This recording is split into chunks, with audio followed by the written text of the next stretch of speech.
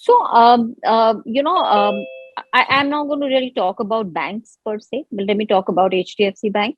Yeah. And here I'd like to talk about the Sustainable Livelihood Initiative, which is one of the largest livelihood programs, I would like to say, and where we've reached out to about close to 7 million.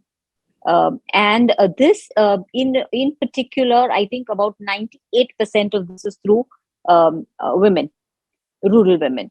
So it's a very nice blended model that we have, where we do capacity building, we do training, we provide access to finance, and we do market linkages. And this is done by a bank, right? So I think it would be a little unfair to say that it is difficult. I would much rather say that yes, I do agree that entrepreneurs starting up with small businesses may have a difficulty, irrespective of whether we're talking about women here or we're talking about male colleagues, because they probably don't have the required credit history, to be able to secure their loans from banks or financial institutes, for that matter.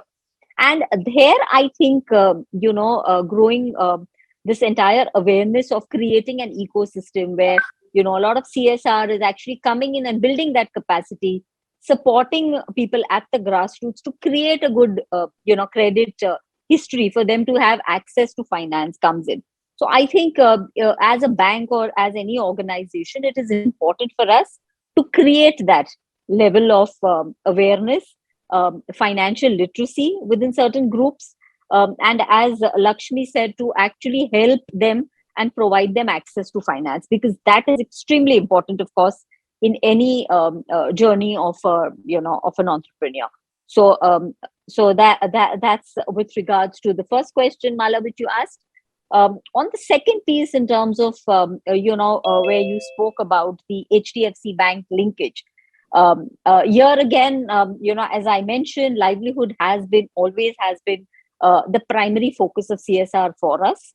And while we've been working on the Sustainable Livelihood Program, which is, of course, for women, and we also work on the startup ecosystem, right, through the bank, where we support a lot of startups and incubators.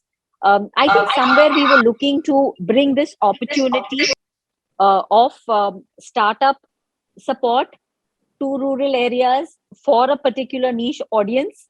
And I think the partnership with BYST has helped bridge that. So, and that's come about beautifully, where we actually partnered with BYST. And I think this was about a year back.